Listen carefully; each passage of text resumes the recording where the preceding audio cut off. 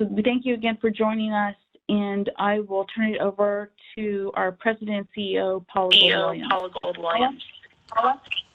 Thank you, Melissa, and thank all of you who are joining us today. We know that you are very helpful in getting the messages out to the community about what's been happening over what we call a extended and unprecedented weather event. Our goal today is to give you a general status of what's happening and where we think we are, and as Melissa said, to answer your questions. I do want to, before I get too further in, I do want to say that CPS Energy is absolutely sorry that this is happening and the impact to members of our community that are experiencing outages, primarily because we are working towards trying to re-stabilize the grid. But we understand that for the community, it is an inconvenience. In reality, people notice blinks, and these are definitely not blinks. What we are experiencing is, started late last week, as you well know, very movement towards cloudy skies, colder temperatures, wet temperatures, and just low sustaining temperatures that reach near freezing. A lot of our infrastructure, just about every component of generation that we have, has not been designed for our location of the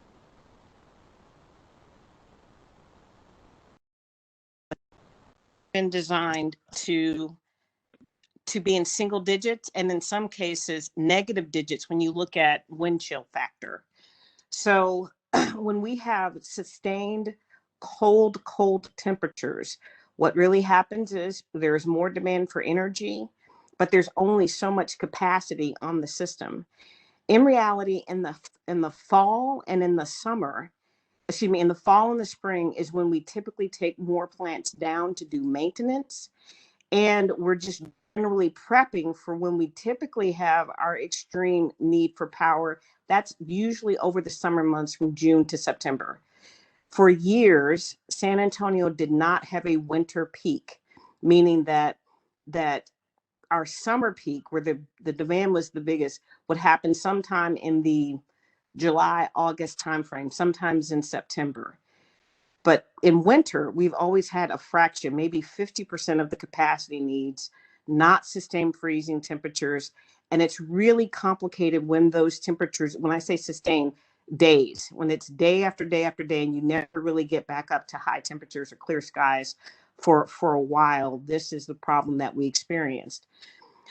We have seen, when I say unprecedented, if we hadn't been doing these planned, these processed outages where we're trying to rotate them in concert with ERCOT's instructions, and all big communities and generators are working to rotate outages so we can stabilize the grid.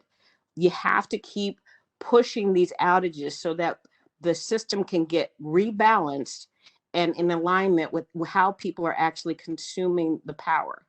If we had not been doing that over the last several days, we as in the community of generators across the system working with ERCOT, we probably would have seen in San Antonio a peak that has exceeded our summer peak. And that, again, is tremendously difficult. Just in general, when you're actually needing to produce more power than you have capacity, that is what causes the imbalance. At this point in time, last night was really bad. Everybody knows that we had, cold temperatures, ice, and snow. And we had a lot of people working on plants, doing repairs that needed to be done, getting them back up, getting them going. This should be our repair period. And in fact, what we're really seeing is a need to keep these plants online. And that is, just a tremendous amount of effort that has to happen. We are in constant contact with ERCOT, and ERCOT will tell all the generators, take your load down. We call it shedding load again, so the whole system can restabilize. The requests that have had to come to restabilize the system are, again, 2, 3, 4 times more than we've seen in peak periods in the summer to try to bring that load down and restabilize. And that is what we're still experiencing. Yes, it's sunny right now, but in reality, it's still very cold. And we're still working through issues that we experienced over the weekend. And we're headed towards even colder temperatures potentially by Wednesday. So we are still working through these issues diligently. We do have more capacity that's coming on that we're bringing out of repair status. We do have the ability to manage our output and, again, work with other generators, but it is a very, very complex process that we're trying to work through to make it work. I believe, unfortunately, that this level of having to rotate outages in San Antonio could persist for the next 24 hours easily. But again, we're going to do all we can to keep bringing capacity back, keeping capacity on, managing the outages that would normally occur during a cold snap, where, again, branches will break and poles will go down and lines will go down. We still have to do all of those things too. But it could last, maybe not just 24 hours, it could last in this period, several more days. Now, again, we're going to do all we can to relieve pressure. We know, again, that people are experiencing different things. We have about a third of the system that we are not taking down because it's a critical circuit. There's probably a hospital or some major entity, police department, and certain services to maintain the city that we have to, fire department, that we have to keep up. But then there's about 2/3 of our system that we are working to rotate. Our preference would be for those time periods where people are down to be as short as possible. We typically would want them to be 15-minute intervals and less, and we'd like to rotate as little as possible. But we have seen, because again, the demands have been so high to restabilize, the targets have needed to be so high, it's actually been in reverse. We've seen 45 minutes plus that we have to take systems down, and we've had customers talk to us about not being able to stay up for more than 15 minutes or 5 minutes, those kind of things. We're taking all the information that we can and trying to problem solve to make sure there's no other issues in those areas. But in general, this rotation is going to continue to happen. We prefer to keep trying to get the system restabilized in San Antonio and contribute to the Texas restabilization versus bringing people down and leaving them down indefinitely with no power for hours and hours. We know, again, that sometimes happens because equipment failure and those kind of things, but we're trying our best to reduce the amount of outages, shorten the time that it's expanding, and ultimately just restabilize the whole community and get everybody back up to the same level of reliability and consistency that you are used to. And that is our goal, and that is what we're working around the clock to do.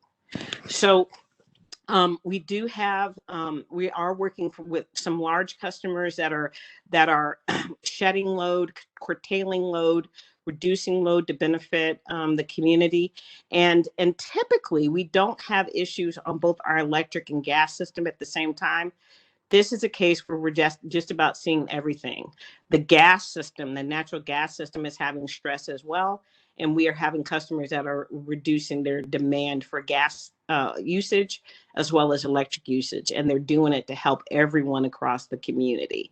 And we do appreciate the partnership. We do absolutely appreciate everyone doing all they can to conserve. We need partners from every single resident and every single business that we can get, so we can take stress off the system and, again, bring everything back to normal. I'll stop with that in the interest of time to get to questions, but turn it over to Rudy, who heads up our customer success and engagement area, and let him kind of fill in some of the gaps and re-stress some points to make sure that we're being clear.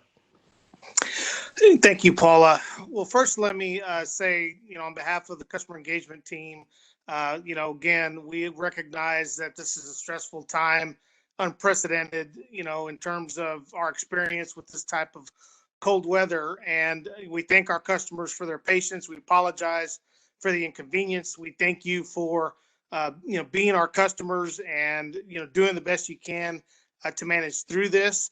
We are reaching out in every, forum that we can, whether it be social media or, via media updates or next door, to make sure customers recognize the importance of staying safe. While it's difficult to, to manage the need to curtail, to shed load when ERCOT's asking for it, we are asking our customers to put on layers, to get blankets, to do what they can do to be safe. And that's really my message here more than anything, is a message of safety, and to try to do the best you can as we all try to make it through this really challenging time. We have reached out to a number of critical customers who've called us experiencing challenges. We're working closely with our owner at the city of San Antonio to respond to emergencies and do what we can to support our community, where partnership creates that opportunity. So certainly I want to thank the mayor and Eric Walsh and Chief Cepeda and all our partners at the city that we continue to keep in contact with regularly. I also want to thank many of our large customers who have the flexibility to turn off to their processes and reduce their load significantly, have done so voluntarily. And so we continue to keep in touch with some of our largest customers in San Antonio who are able to back off of their need for power and gas, so that the rest of the community can enjoy what we do have to offer our customers, given the weather. So we're going to continue to outreach and provide information in every way that we can. We're at the point now where we wanted to certainly give you an update of what we know, let you know that this is a situation that could persist, and encourage our customers to plan accordingly and to continue to be safe. And we will all make it through this really challenging time together. So I will stop there. And Paula, I don't know if you have anything you want to add, but Melissa, we can go to questions. I think that would be great. Right. Thank you, Paula and Rudy. In the interest of time, we do have quite a few folks on the line, and we do thank you all for joining us, and again, stressing the help that you give us to spread the word about the latest of what we're doing. We're going to take you off one by one off of mute, and we ask that you identify what station you're with so that we can track that as well. I can see names, but I can't see stations, and I recognize some folks. So we're going to start with Alejandra Guzman. Alejandra, you'll have one question, and we're going to make it through everybody to make sure that they're able to ask at least one question. And so Alejandra, Adrian will take you off of mute. Thank you, Melissa. Alejandra, you will be unmuted now. Alrighty. Hi, guys. I'm Alejandra Guzman with News 4 and Fox 29. Our question right now is, what can you say to those people that have been without power since 3 this morning and have only been able to get 5 minutes at a time and can't have any way to cook a meal, charge their phones? Most of these people are telling me that they're sitting in their car trying to stay warm. Well, thank you, Alejandra. Appreciate the question. We have received and heard from customers that are telling us the same thing. And in fact, a lot of our employees are in fact experiencing some of the same things in trying to even get their work done and serve the community. The biggest thing that we can say is that we are absolutely sorry that this is occurring. It is an unprecedented weather event that we actually had thought that the cold weather was behind us. So I do want to say that we are working as hard as we can to, again, restabilize the system for everyone and try to bring it back as quickly as we can. but we are still challenged because of these below freezing temperatures that are really continuing. If the weather were to get better sooner, that would be helpful. And again, we do have people working around the clock to restabilize the power. Alejandra. Next, Andrea Kirkland. Andrea, you will be unmuted now.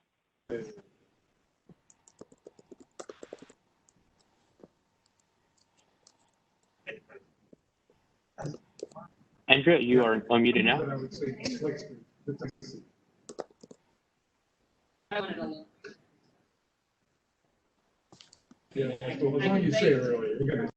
We'll come back to Andrea, Adrian.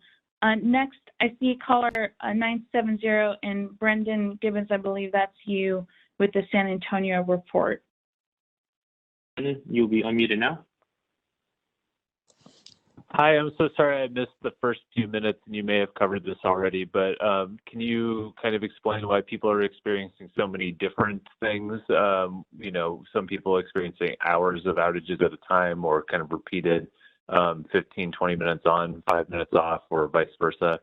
Was it just because of the some circuits are tied to critical infrastructure, or are there other reasons as well?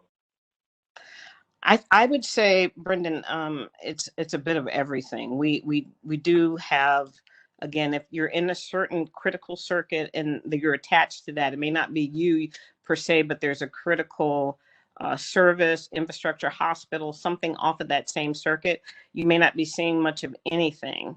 We are still asking everyone to conserve, but we also are having equipment failures in different parts of the city. It is so cold. We are seeing problems from everywhere, from the field and to certain aspects of our power plants. And so it makes us have to rebalance and keep moving.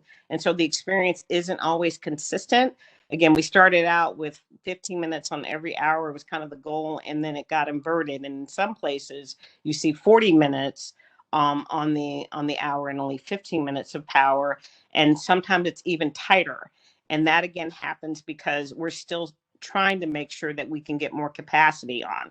Until we can get more capacity on, the temperatures warm up, all of those things, it's going to be a fairly inconsistent result. Again, though, we are working around the clock to get capacity on, keep it on, and address issues. It does get complicated by the fact that just other things are happening. There are normal outage things that are happening in some areas as well. Rudy, do you have anything to add to that?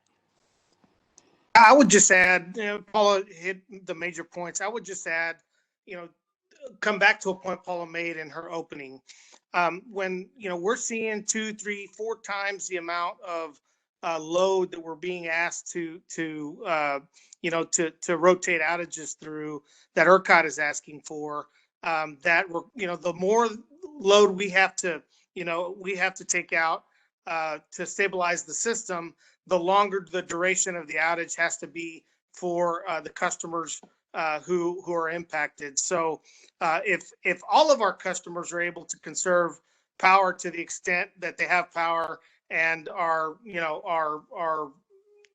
lowering their heat to 68 degrees instead of 70, and turning off their lights, and doing the things they can do to not drive that load up, if everybody across the state did that and brought down the demand on the system, then we would be able to get out of this quicker, and so it is absolutely a 2-step process to getting on the other side of this. But certainly the more load that we have to rotate outages through, the longer the duration is going to be. And it's a complicated algorithm, but at kind of its most basic level, that's how it works. Thank you, Brendan. Call-in user 417, Adrian will take you off mute if you can let us know your name and what media outlet you're with. Thank you, Melissa. Caller in user 417, you'll be unmuted now. Is this me? Can you hear me? Hello? Okay, yes, yes, we this can is hear you. Camille Phillips with Texas Public Radio in San Antonio. I also was not able to get the start of the call, so I missed your first introductory explanation. One, I just wanted you all to both introduce yourselves, first full names and job titles at some point, maybe before the end of the call. And then two, my question is, you're talking about you able to rotate outages.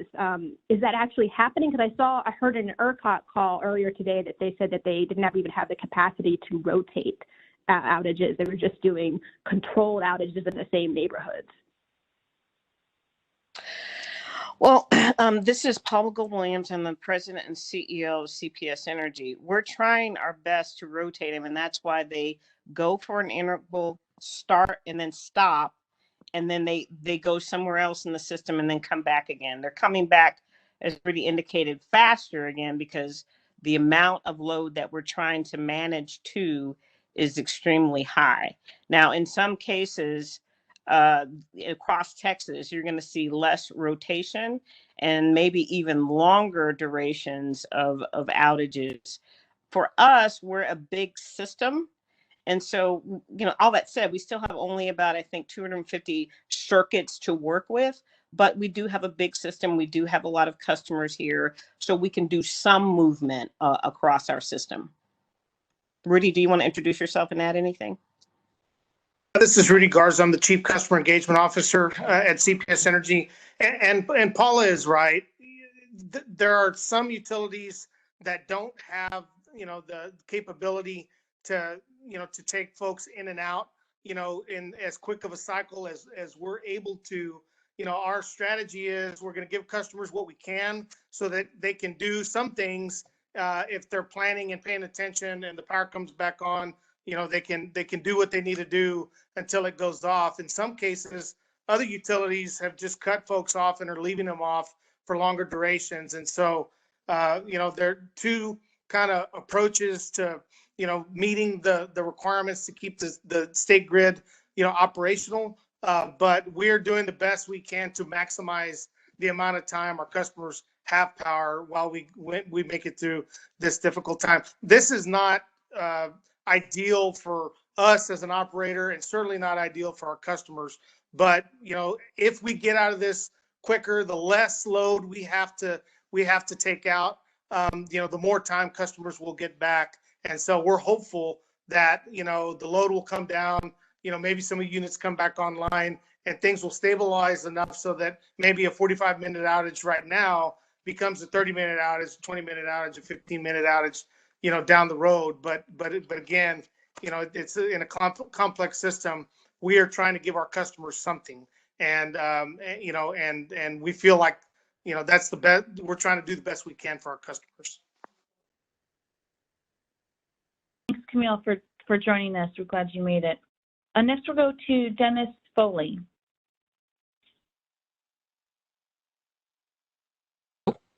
Hi. Dennis Foley, KTSA Radio here in San Antonio. So my understanding, at least per the ERCOT numbers, I understand it's a broad mix of issues, typical with any sort of winter storm, but it seems like this is a power generation issue.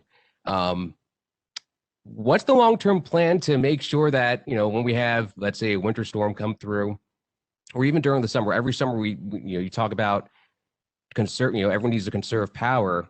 We're a growing state, we're a growing city, we're a growing region. We're on our own state power grid, more or less. What's the long-term plan to make sure that, and again, this is unprecedented, but still, we hear ERCOT putting out these warnings every single year. When is this going to get fixed? All right. Thank you, Dennis. I don't, fixed. I think it's, I think we can continue to work to look at our solutions going forward to make improvements. These assets, and typically solar units, wind units, natural gas units are designed to last like anywhere from 25 to 55 years. So there really aren't any quick fixes per se. In San Antonio in particular, we just released a flexible path resource plan where we want to engage the community and have conversations about the best way that our citizens want us to look at solutions. It's great, for example, to look at more solar, and we're actually have an interest in getting more solar in the system because it's clean and non-emitting. We also want more energy storage in the system. We also need what we call firming capacity to make it all work. Every single technology has a benefit and a challenge. As clean and non-emitting as solar is, we got very little solar over the last several days. Today's the best day that we've had solar, and we haven't been able to recharge the batteries. So, natural gas has certain challenges with it. It has more emissions, not as much as coal, but it does stay consistently up. The challenge we had this time, I will say, Dennis, is we had an electric stress on the system, but we also had stress on the natural gas system across the state. We had issues where supply couldn't be delivered. There's a ton of natural gas in Texas. It's not all extracted. And so I just think that we're going to have to be great partners in Texas to look at the complexity, the different issues that are out there, try to make the best choices. We do believe that San Antonio really, really appreciates affordability and reliability as guiding factors, but we also need to think about environmental responsibility, the resilience of systems, the safety, and all the things that go along with it. And again, make sure that it's really being done fiscally responsibly. So it's not an easy fix. There's not one single answer. There's not one particular way. We're all going to have to, even by community, decide how to make the best steps to have new technology come in, to have the right balance, and to make sure that we're better prepared in any other way that we can. And so I think there's just going to be a whole lot more work and conversation that we're going to do. We will take this instance and use it as a learning tool and a conversation piece with our community to discuss the things that we experience, the things that we could do better, but also better understand the facts, physics, and finance of different technologies and why in certain cases, every single one will have a challenge under certain circumstances, weather, time of day, those kind of things. Thank you. Next, we'll go to Faris Savali. Thank you, Sarah, for joining. You will be unmuted now.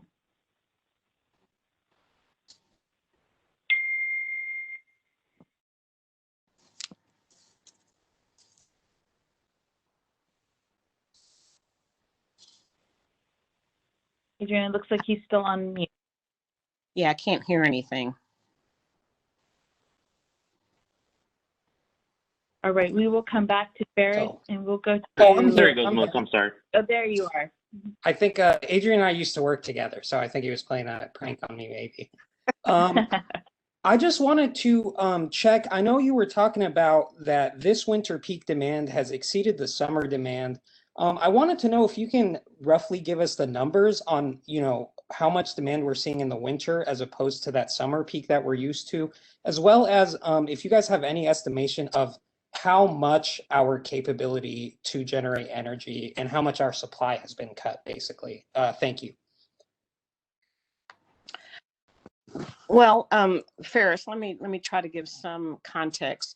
Typically, our capacity that we have, total capacity, is probably somewhere above 7,000 megawatts. And I'm going to talk solely about CPS Energy. And if you have other questions that we can help you with later, there is an ERCOT site and different things that we could try to be helpful with. But San Antonio's capacity is somewhere above 7,000 megawatts of total energy capacity.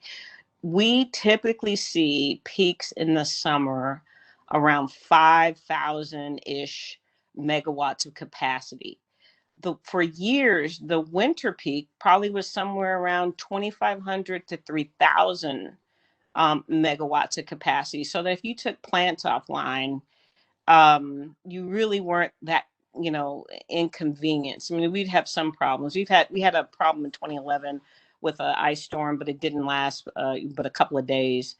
So yes, we're basically saying that if you looked at if we weren't mitigating the system with reduced capacity with these outplanned and processed outages that we're doing, then we would have exceeded the summer peak. We probably would have been somewhere well over 5,000, maybe 5,400, those kind of things. So that is unprecedented for San Antonio. We've typically always been solely a summer peaking entity. And now we're seeing winter peaks that exceed and are complicated because, again, this is the period we should have less capacity available due to regular planned outages. And that's what makes it even more complicated. Some plants like nuclear plants, gas plants, coal units can run 24/7, not 365, but 24/7. But you do need to take them down sometime during the year to do major maintenance so they're ready for that peak.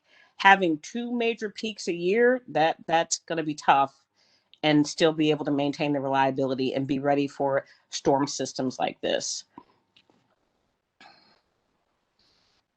Oh, thank you, Ferris. We'll go to Garrett Bringer, who also, I believe, is a KSAT.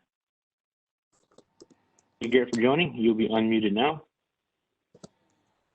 All right, thanks very much, guys. Wanted to see, as I believe Brennan noted, there have been some very varying lengths of the power outages. So my understanding is that some of those ones that are lasting a couple hours are likely due to, equipment failure, things like that.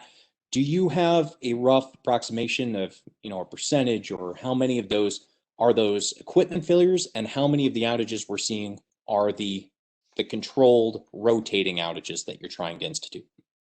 In general, I would say the majority of the outages are due to this rotating process that we're trying to do. We've had like a few thousand people at a time. I've seen during this period of 3,000 people out. Before we really had a lot of the impact for the rolling demand.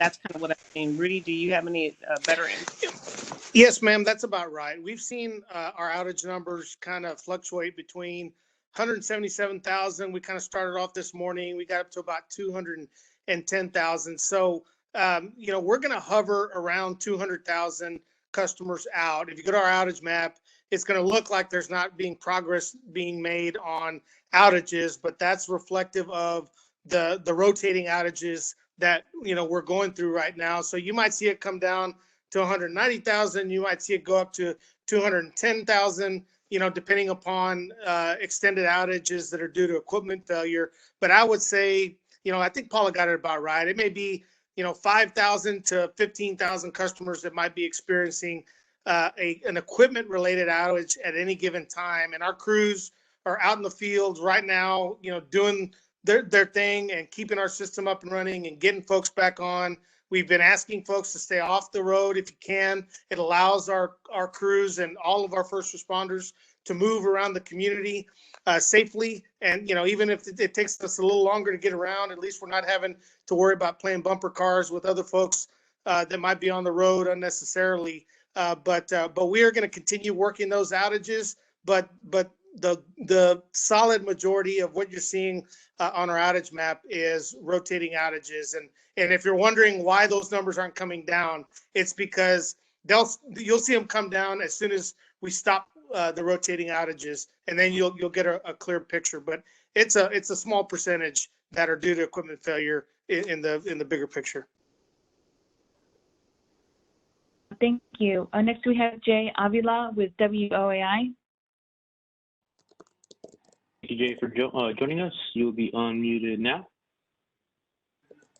All right, thanks very much, Jay Avila from News 4. My question is, there are some people who are elderly or medically fragile that are at home. They're not at hospitals. What plan do you have to prevent fatalities? Jay, thank you so much. It is really critical for us to make sure that we're in contact with customers and available. What we are asking people to do is, if they know anyone that is not in a medical facility and they're at home, to give us a call. It could be a friend, a family member, a neighbor. We have a group of employees that work for Rudy, our customer response unit, that are skilled at making direct contact with customers, helping with casework, helping them to solve problems, to help make sure that they are taken care of. So please, if you help us share the word, give us a call. We will then follow up and do all the work after that. And let me add, this is Rudy Garza again, our Chief Customer Engagement Officer. we've been making those calls to our critical care list of customers that are elderly, that we know are on some type of medical device, checking on them, making sure that they've got a provider that's taking care of them. In some cases, we have done automated calls to customers in this group, letting them know that if they find themselves in a medical emergency where maybe their home gets too cold or their oxygen tank runs out or something happens, to dial 911 and seek medical attention, so that our first responders can help them. So we are reaching out to everybody proactively that we know of that is in this group of customers that might need more assistance. And we're asking anybody who knows of somebody that we need to be concerned about to give us a call, and we will reach out directly to them. My team has been making those calls pretty much over the last 24 hours since this event has kind of kicked up. Thank you, Jay. And next we'll go to Jessica Elizarraras. I'm sorry if I butchered your last name, Jessica, with MySA. Thank you, Jessica, for joining us. You will be unmuted now. Thanks, guys. Melissa, you did a great job. Is there anything else folks that are still with power can do to help with this? I mean, the 68 degrees, is it doing anything or not? Yes, ma'am. It is absolutely very helpful. You know, most people, we have a STEP program. It's the Energy Efficiency and Conservation Program. Conservation in itself, meaning anything we can do as citizens to reduce the demand, is helpful. It's and not only is it one of the cheapest ways for it to occur, it has the most immediate results. So in other words, when we're making it bearable, but not super warm, that means that kilowatt hour of power can be shared somewhere else where maybe it's colder and they can get it up to 68 degrees. It is extremely effective. We also work to send messages to people about if you're in our thermostat program, to also get you to then again conserve.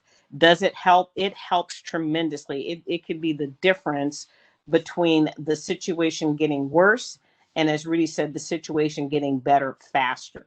Rudy, do you want to add anything?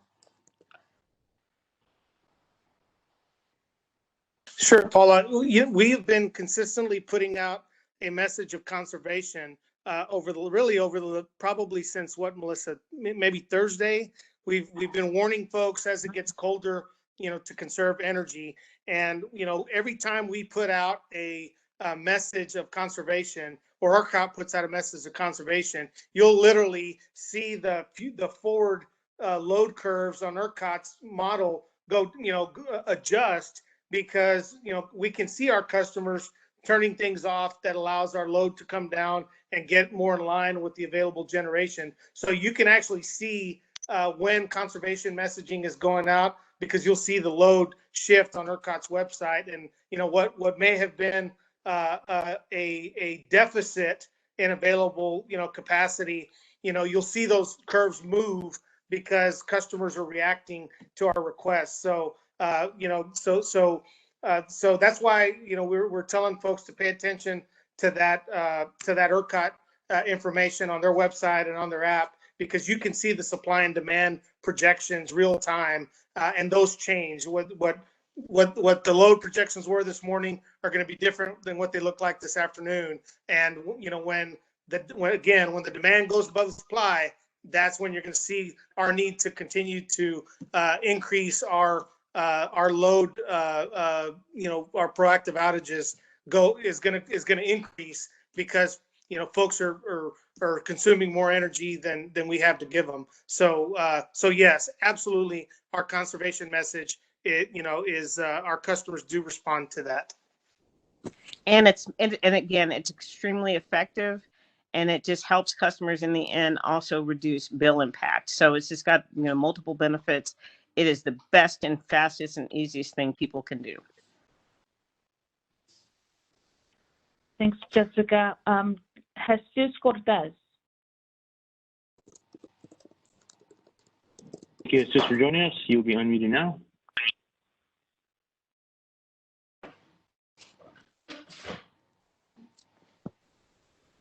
Jesus, you are now unmuted.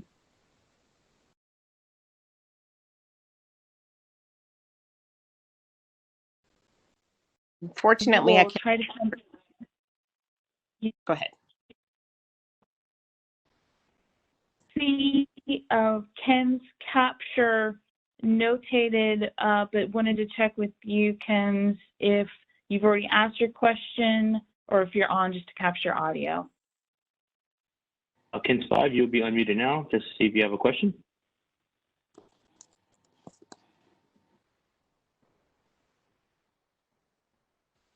Right, we are going to take that as a no. There is a raised hand function too, though, if you do need us to you. Next, we will go to RJ Marquez. Okay, thank you for joining us. You'll be unmuted now. Yeah, hey guys, thanks for doing this. So question, you guys had mentioned earlier that some of these outages are due to just equipment failure, probably weather related, either, you know, power lines being frozen over, whatever. Is that kind of the reason for people that are saying that they haven't had power for hours on end? And are you guys trying to get to those areas first, while allowing for the sort of the rolling outages or rotating outages across the city? Rudy, you want to start this one? Yeah, the rotating outages, you know, for the most part happen, you know, are automated. So we don't have to send a crew out, for instance, to open up a, you know, piece of equipment at the substation, you know, to enable that outage to occur. You know, we have a system that helps us do that, our system operator that manages our grid in San Antonio are, you know, are monitoring. The process, the way it works with our equipment failure related outages, we start with the largest outages. We're trying to get the most people back on, you know, initially. So those outages where folks haven't seen power coming off and on, and they've just been out, those are indeed equipment related outages. And we begin with the largest outage and we move our way down to the smallest outage, because our approach and generally in the utility industry, the approach is you get the largest amount of customers on first. So we have a process we go through to prioritize outages, but we will keep working around the clock. Our linemen are some of the best in the business, and we've got good partnerships out there. And we will keep working until every last customer that is facing an equipment failure is back on. Now, we may end up turning a customer back on, and you know, eventually their system will end up in a rotating outage. So for those customers who find themselves in that situation, you know, that can be frustrating when you've been out and you get power back on for a little bit and then it's off again because, you know, now you're in the rotating outage category. So again, you know, we recognize the challenge and the frustration. You know, we apologize again that we're in this situation, but we're trying to get out of it as quickly as we possibly can. I think that's great. Rudy, this actually was his area before he took over this new role. So he has a lot of expertise in this. Thank you. Next, we'll go to Spectrum News. Spectrum News, thank you for joining us. You'll be unmuted now.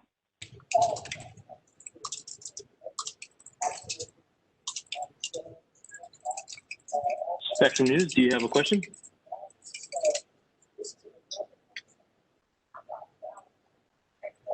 Hearing none, Melissa. We'll go on to the next reporter, Todd Stricker. Todd, thank you for joining us. You'll be unmuted now to ask your question.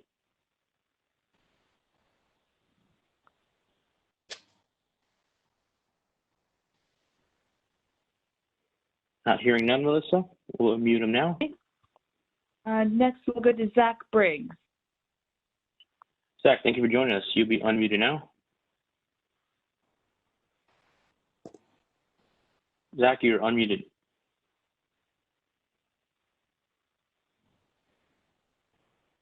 All right. Well, if anybody had another, or Zach, are you on now?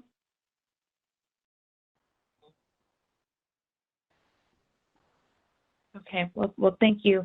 What we'll do next is we will actually turn it back to Paula. We did let everybody have at least, one question, and just in the interest of time, my team, Dana, who most of you spoke to earlier, Adrian, myself, will be able to help you with any follow-up questions and requests.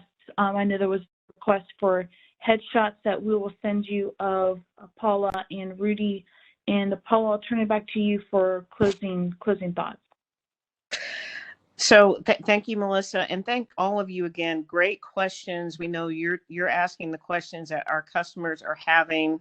They're out and not necessarily able to hear everything. So your ability to use your outlets to get them questions and then clarify for us anything that you think we could be clearer about is huge.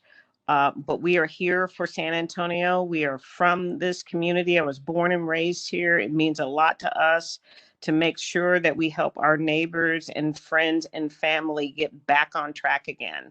Normally, people don't think that much about when they hit that light switch, what has to happen. There are 3,100 passionate, what I call people first champions that work all the time so that most of the time people don't have to be concerned. And you can get along with your important lives doing your important things. But we do know that there are times like this when Mother Nature shows up with a vengeance, or Father Nature, you could be man or woman these days. And ultimately, we have to be very, very careful in how we manage that process and get everybody back online. So again, you can move on with your lives and focus. We are here for you. Please know that we are energy experts and we're collaborative and we're partnering. We want to do the best job we can for San Antonio in the short, medium, and long term. And so the question is, how do we get better in the future? We will continue to look at innovation. We will continue to look at bundling technology so that we can mitigate the challenges that each one has and then optimize the benefits for the community so there are less and less problems. But it will take time and we need to be very, very careful. Velocity matters. Trying to solve issues and doing it in balance takes a lot of conversation and a lot of investment. We will do the best to do all the heavy lifting. And all we really ask is your continued patience with us, your trust in us to really try to do the best we can every single day, your feedback and your suggestions on how we can do better. And again, thank you so much for the privilege to serve. That's all I have. Thank you so much. Thank you, Paula, and thank you all for joining us. Please continue to follow us on social media. And in our newsroom, we'll follow up with the links to that newsroom so you can see the latest updates. We will continue to provide you updates on a daily basis so that you have the latest information. And we do thank you again for helping us spread the word.